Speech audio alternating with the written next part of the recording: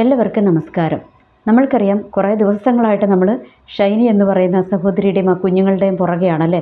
ആ ഒരു കുഞ്ഞുങ്ങളുടെ ചിത്രം നമ്മളുടെ ഒന്നും മനസ്സിൽ നിന്നും മായുന്നില്ലല്ലേ. എത്ര ശ്രമിച്ചിട്ടും അതിങ്ങനെ നമ്മളുടെ മനസ്സിൽ ഇങ്ങനെ ഒരു നോവായിട്ട് തന്നെ നിൽക്കുകയാണ്. നമ്മൾക്കറിയാം, ഷൈനിയെ സംബന്ധിച്ചിടത്തോളം എന്തായിരുന്നു, ആ രണ്ട് കുഞ്ഞുങ്ങളെയും കൊണ്ട് ഒരു വിധത്തിൽ മുൻപോട്ട് പോകുവാൻ കഴിയുന്നില്ലല്ലേ. അവളുടെ 4 പുറവും എന്താണ്, അടച്ചു വെച്ചിരിക്കുകയാണ്. മുൻപോട്ട് പോകുവാൻ കഴിയുന്നില്ല, പുറകോട്ടും പോകുവാൻ കഴിയുന്നില്ല, 2 സൈഡിലോട്ടും നീങ്ങുവാനും കഴിയാത്ത വിധത്തിലും ആ ഷൈനി എന്ന് പറയുന്ന സഹോദരിയുടെ മുൻപിൽ വഴികളൊക്കെ ബ്ലോക്കായി അല്ലേ.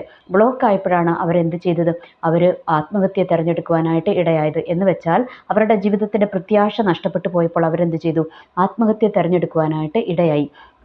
നമ്മൾ ഓർക്കുക, നമ്മളുടെ ഒക്കെ ജീവിതത്തിൻ്റെ ഒരു എന്താ പറയുക, ലക്ഷ്യമെന്ന് പറയുന്നത് എന്താണ്, നമ്മളെയൊക്കെ ജീവിക്കാൻ പ്രേരിപ്പിക്കുന്നത് എന്താണ്, നമ്മളുടെയൊക്കെ പ്രത്യാശയാണ് അല്ലേ. മുൻപോട്ട് നല്ലത് വരും എന്നുള്ള ഒരു പ്രത്യാശയാണ്, അല്ലെങ്കിൽ നമ്മളുടെ ജീവിതത്തെക്കുറിച്ചുള്ള അല്ലെങ്കിൽ ജീവിതത്തെക്കുറിച്ചുള്ള ഒരു പ്രത്യാശയാണ് നമ്മളെ എന്ത് ചെയ്യുന്നത്, ജീവിക്കുവാൻ പ്രേരിപ്പിക്കുന്നത്. അപ്പോൾ ഈ പ്രത്യാശ നഷ്ടപ്പെട്ട് കഴിയുമ്പോഴാണ് എന്ത് സംഭവിക്കുന്നത്, ആത്മഹത്യയൊക്കെ മനുഷ്യന്മാരെ തിരഞ്ഞെടുക്കുന്നതെന്ന് നമ്മൾക്ക് മനസ്സിലാക്കുവാനായിട്ട് കഴിയും. ഷൈനിനെ സംബന്ധിച്ചിടത്തോളം ആ ഭർത്തൃവീട്ടിലെ പീഡനമെല്ലാം സഹിച്ച് അവിടെ നിന്നും രക്ഷപ്പെട്ട് ഓടി വന്നതായിരുന്നു അല്ലേ.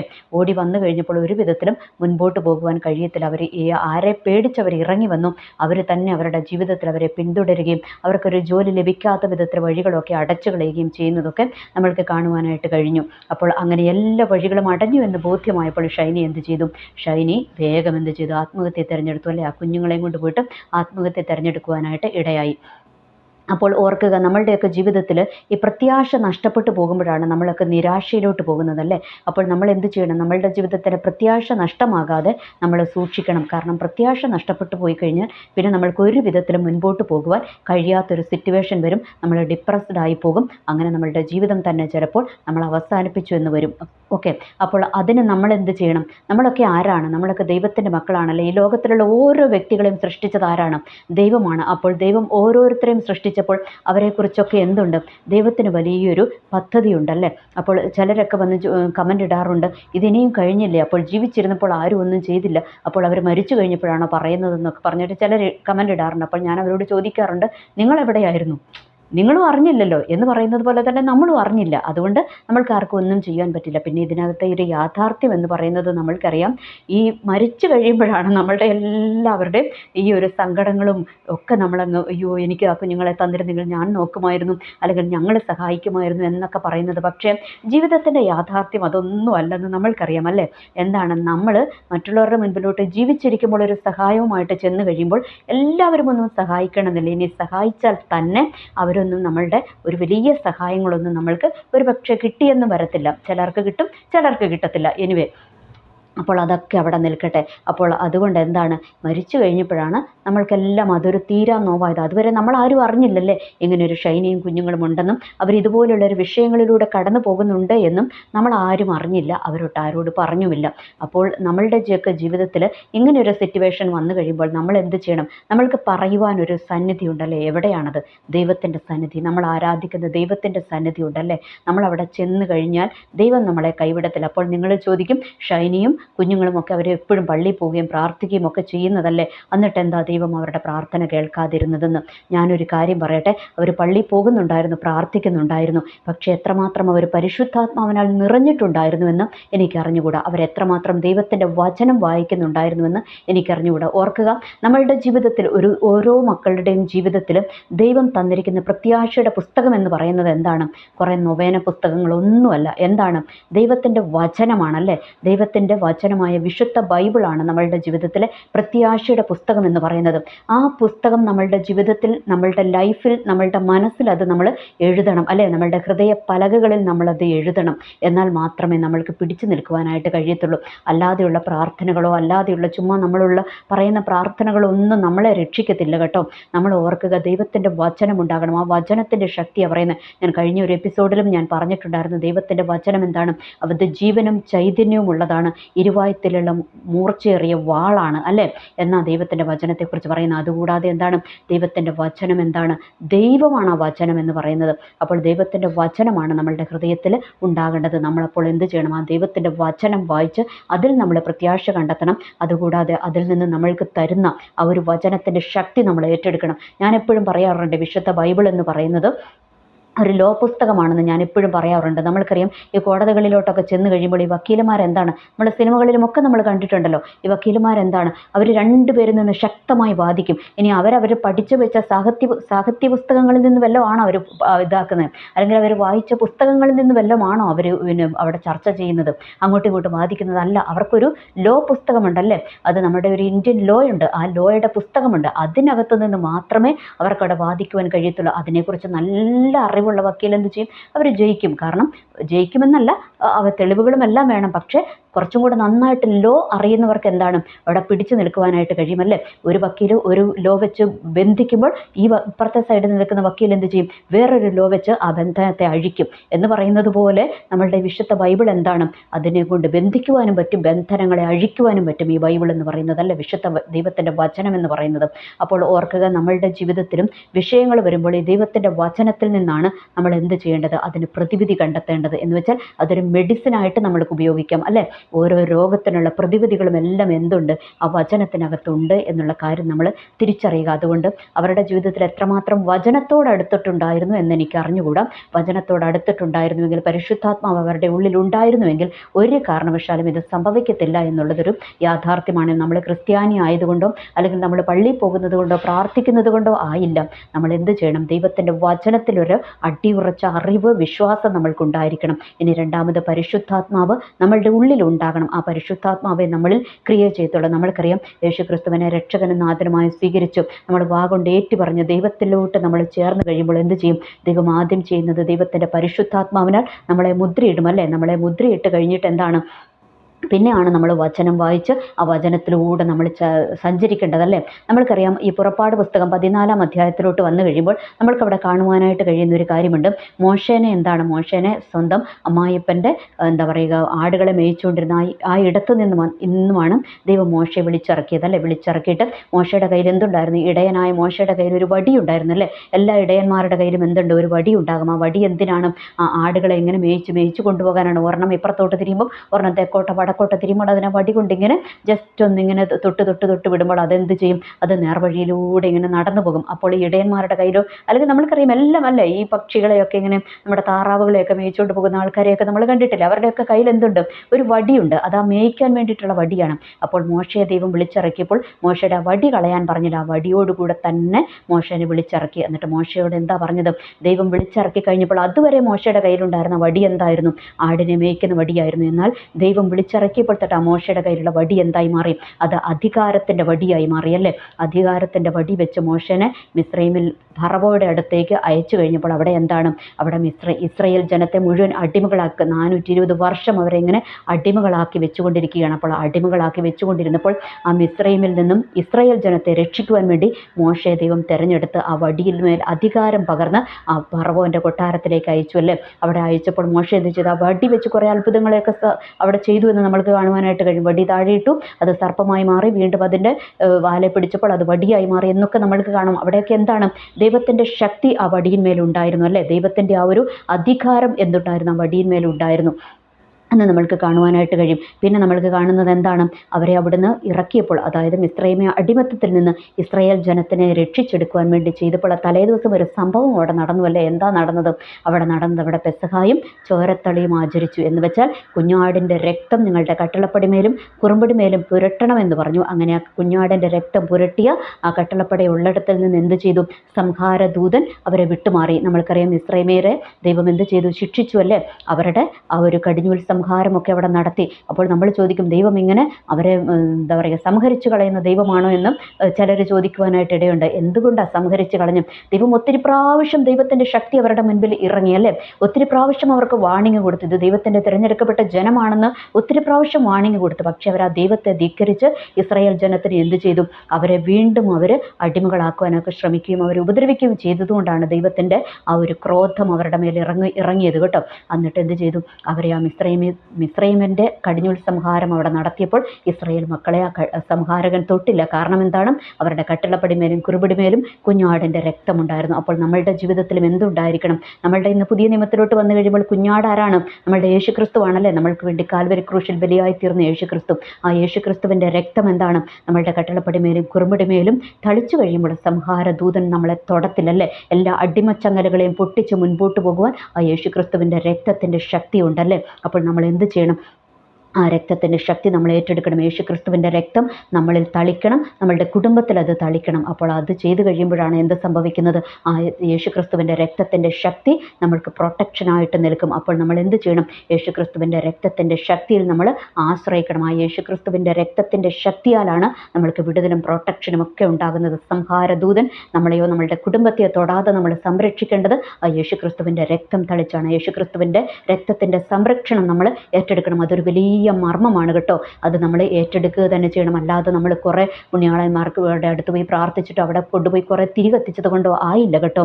നമ്മൾ എന്ത് ചെയ്യണം? യേശുക്രിസ്തുവിൻ്റെ രക്തം നമ്മളുടെ മേലും നമ്മളുടെ കുടുംബത്തിൻ്റെ മേലും തളിക്കപ്പെട്ടിട്ടുണ്ടോ എന്ന് നമ്മൾ പരിശോധിക്കണം. അതുണ്ടെങ്കിൽ മാത്രമേ സംഹാരദൂതൻ നമ്മളെ വിട്ടുമാറത്തുള്ളൂ. എല്ലാ ഭർവോന്യ ശക്തികളും നമ്മളെ വിട്ടുമാറത്തുള്ളൂ. എന്ന് വെച്ചാൽ നമ്മളെ അടിമകളാക്കുവാൻ വരുന്ന പൈശാചിക ശക്തികളുടെ ലക്ഷ്യം എന്താണ്?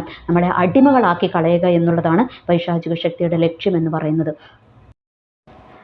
അപ്പോൾ നമ്മൾ എന്ത് ചെയ്യണം? നമ്മളുടെ അടിമകളാക്കുന്ന ആ പൈശാചിക ശക്തികളിൽ നിന്നൊക്കെ നമ്മൾക്ക് വിടുതൽ ലഭിക്കണമെങ്കിൽ എന്ത് ചെയ്യണം? യേശുക്രിസ്തുവിൻ്റെ രക്തം നമ്മളുടെ കട്ടിളപ്പടിമേലും കുറുമ്പടിമേലും തളിക്കണം. നമ്മൾ യേശുക്രിസ്തുവിൻ്റെ രക്തത്താൽ മറയപ്പെട്ടിരിക്കണം അല്ലേ. എങ്കിൽ മാത്രമേ നമ്മൾക്കിതിൽ നിന്നൊക്കെ രക്ഷ നേടുവാനായിട്ട് കഴിയത്തുള്ളൂ. ഇനി നമ്മൾക്കറിയാം, മോശ അവിടെ നിന്ന് ഇസ്രായേൽ ജനങ്ങളുമായിട്ട് യാത്ര തിരിക്കുകയാണല്ലേ. അവർ യാത്ര തിരിച്ചങ്ങ് പോന്നു കഴിഞ്ഞപ്പോൾ എവിടെ എത്തി? ഒരു ചെങ്കടലിൻ്റെ മുൻപിലെത്തി. അപ്പോൾ ചെങ്കടൽ എന്താണ്? ചെങ്കടൽ ഒരു ഇടുങ്ങിയ കടലാണെന്ന് നമ്മൾക്ക് കാണുവാനായിട്ട് കഴിയുമല്ലേ. ആ ഇടുങ്ങിയ കടലിൻ്റെ അവിടെ മുൻപിലെത്തി കഴിഞ്ഞപ്പോൾ അവർക്ക് എന്ത് ചെയ്യാൻ പറ്റത്തില്ല? അവർക്ക് മുൻപോട്ട് പോകുവാൻ പറ്റത്തില്ല. രണ്ട് സൈഡിലും ആ ഒരു മരുഭൂമിയുടെ ആ ഒരു മലയോളം നിൽക്കുന്ന മരുഭൂമിയാണ്. അപ്പോൾ രണ്ട് സൈഡിലോട്ടും അവർക്ക് പോകുവാൻ പറ്റത്തില്ല, മുൻപോട്ട് അവർക്ക് കടക്കുവാൻ കഴിയത്തില്ല. അപ്പോൾ അവർ പുറകോട്ട് തിരിഞ്ഞു നോക്കിയപ്പോൾ എന്താണെന്നറിയാവോ? മിസ്രൈം സൈന്യം മുഴുവൻ അവരെ പിന്തുടർന്ന് വരിക, ഇവരെ പിടിച്ചുകൊണ്ട് പോകാൻ വരിക. അപ്പോൾ ഇവരാകെ പേടിച്ചുപോയി. നമ്മൾക്കറിയാം, ഇവരെ വിളിച്ചിറക്കിയപ്പോൾ ദൈവം എന്താ ചെയ്തത്? ദൈവം ഇവരുടെ മുൻപിലുണ്ടായിരുന്നു അല്ലേ. മേഘസ്തംഭമായിട്ട് ഇവരുടെ മുൻപിൽ ദൈവം ഉണ്ടായിരുന്നു. ദൈവത്തിൻ്റെ ഒരു ദൂതനും ഇവരുടെ മുൻപിലുണ്ടായിരുന്നു. അപ്പോൾ ഈ മിസ്രൈം സൈന്യം ഇവരെ പിന്തുടർന്ന് വന്നപ്പോൾ എന്ത് സംഭവിച്ചു എന്നറിയാമോ? ഇവർ പേടിച്ചു പോയി അല്ലേ. പേടിച്ചു പോയപ്പോൾ ആ ദൈവത്തിൻ്റെ മേഘസ്തംഭം എങ്ങോട്ട് മാറി? പുറകോട്ട് മാറി. എന്ന് വെച്ചാൽ മിസ്രൈമേ സൈന്യം ഇവരെ തൊടാതെ വണ്ണം ഇസ്രായേൽ ജനത്തിൻ്റെ പുറകിൽ എന്തു നിന്നു? ആ ഒരു മേഘസ്തംഭമായിട്ട് ദൈവസാന്നിധ്യം അവിടെ നിന്നു. ഒപ്പം മുൻപിൽ അവരെ നയിച്ചിരുന്ന ദൂതൻ എന്ത് ചെയ്തു? ദൈവത്തിൻ്റെ ദൂതൻ എന്ത് ചെയ്തു? പുറകോട്ട് മാറി. അങ്ങനെ മിസ്രൈമേ സൈന്യം ഇവരെ തൊടാതെ വണ്ണം ഇവർക്ക് പ്രൊട്ടക്ഷൻ കൊടുത്തു. അപ്പോൾ ഇതൊക്കെ എന്താണ് കാണിക്കുന്നത്? നമ്മളുടെയൊക്കെ ജീവിതത്തിലും എങ്ങനെയുണ്ടല്ലേ, ദൈവത്തിൻ്റെ സാന്നിധ്യം നമ്മളുടെ ജീവിതത്തിൽ ഉണ്ടാകണം. രണ്ടാമത് ദൈവത്തിൻ്റെ ദൂതന്മാരുടെ കാവലൊക്കെ ഓരോ ദൈവ പൈതലിനും ദൈവം തന്നിട്ടുണ്ടല്ലേ. അപ്പോൾ ഇതൊക്കെ എന്താണ്? ഒരു ശത്രു നമ്മളെ തൊടാതെ വണ്ണം നമ്മളെ സംരക്ഷിക്കുന്നതാണല്ലേ. അപ്പോൾ ഓർത്തു നോക്കി, എത്ര വലിയ പദവി അവർ ദൈവത്തെ ആരാധിക്കുന്ന, അല്ലെങ്കിൽ ദൈവത്തെ തേടി വന്നിരിക്കുന്ന, യേശുക്രിസ്തുവിനെ രക്ഷകനാഥനുമായി സ്വീകരിച്ചിരിക്കുന്ന ഒരു ദൈവ പൈതലിന് ദൈവം കൊടുത്തിരിക്കുന്ന പദവി എത്ര വലിയതല്ലേ. ദൈവത്തിൻ്റെ സാന്നിധ്യം, ഒപ്പം എന്താണ്? ദൈവത്തിൻ്റെ ദൂതന്മാരുടെ കാവല് അല്ലേ. അപ്പോൾ ഇവിടെ എന്ത് ചെയ്തു? മിസ്രൈം സൈന്യവും ഈ ഇസ്രായേൽ ജനത്തിനെ തൊടാതെ വണ്ണം അവിടെ ദൈവ സാന്നിധ്യം അവിടെ ഇറങ്ങി നിന്നു അല്ലേ. ദൈവത്തിൻ്റെ ദൂതൻ അവിടെ ഇറങ്ങി നിന്നു. അത് കഴിഞ്ഞപ്പോൾ എന്ത് ചെയ്തു?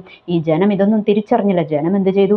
വേഗം മോശയോട് നിലവിളിക്കുക. മിസ്രൈമിൽ അവിടെ ശവക്കുഴി ഇല്ലാഞ്ഞിട്ടാണോ നീ ഞങ്ങളെ ഇങ്ങോട്ട് കൊണ്ടുവന്നെന്ന് പറഞ്ഞ് മോശയോട് നിലവിളിക്കുക. അപ്പോൾ നിലവിളിച്ചപ്പോൾ മോശ അവരോട് പറഞ്ഞു? മോശ അവിടെ അവരോട്, മോശയും ആകെ ഭയപ്പെട്ടൊക്കെ തന്നെയാണ് നിൽക്കുന്നത്. പക്ഷേ മോശ അവരോട് എന്താ പറഞ്ഞത്? അവരോട് പറഞ്ഞു, നിങ്ങൾ മിണ്ടാതിരിപ്പിൻ.